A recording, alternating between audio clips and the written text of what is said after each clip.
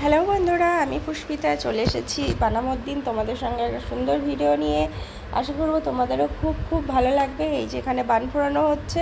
সত্যি কথা বলতে বানামো ভিডিওটা যখন আমি করছিলাম আমার খুবই ভয় লাগছিল, কারণ বান ফোড়াতে আমার দেখতে মানে এই চোখের ওপরে যে বান ফোড়ানো হয় ওটা আমার দেখেই কেমন একটা ভয় ভয় লাগছিল। তো তোমরা অবশ্যই ভিডিওটা দেখতে থাকো, খুব ভালো লাগবে আশা করবো।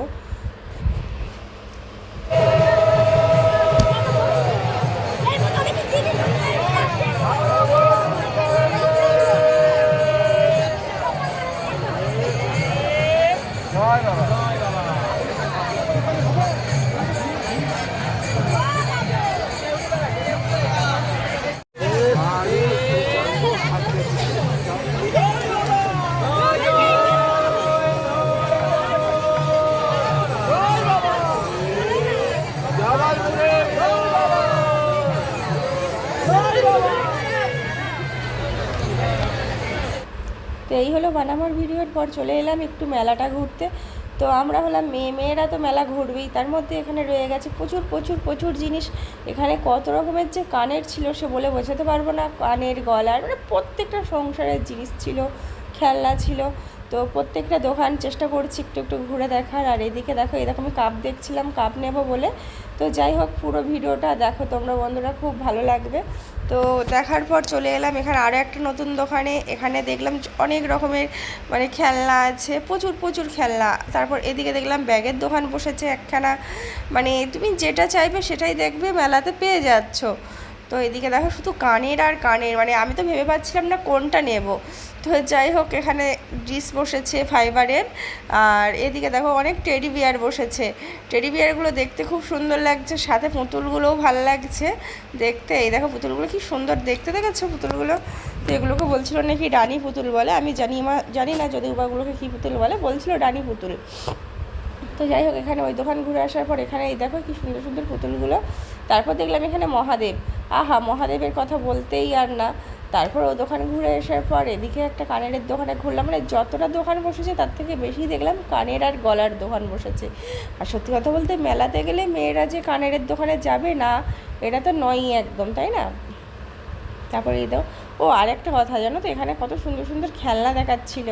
তারপর ওই দিক থেকে আসার পর দেখলাম এখানে আমি মহাদেবের মূর্তি, মহাদেব আর রাধাকৃষ্ণের জামা। তো এখান থেকে রাধাকৃষ্ণের জামা দুটো নিয়ে নিলাম। আর মেয়েরা সব থেকে যেটাই খুশি হয় হাতের চুড়িতে। তো এখানে দেখলাম হাতের চুড়ি বিক্রি হচ্ছে প্রচুর প্রচুর। তো ওখানে বাজারটা মানে বাজার তো নয়, মেলাটা অ্যাকচুয়ালি ঘুরে নেওয়া হলো। মেলাটা ঘুরে নেওয়ার পর রাস্তা দিয়ে একটু হেঁটে চললাম, দেখলাম রাস্তার পাশে কী কী খাবারের দোকান বসেছে, সেগুলোও অবশ্যই তোমাদেরকে দেখিয়ে দেবো। তো রাস্তার পাশে দেখছিলাম আমি যেটা খাবারের দোকান বলতে জিলাপি, চপ, বেগনি। আর রাত্রিতে সব বাইরে থেকে জল দিতে আসে জানো তো বাবার মাথায়, যে কারণে এগুলো ভাজাভুজি হয় পাশে। আর রাস্তার দুই সাইডেই দোকান বসেছিল, প্রচুর দোকান। এই দেখো দোকানগুলোতে এত সুন্দর খাবারগুলো দেখতে লাগছিল না।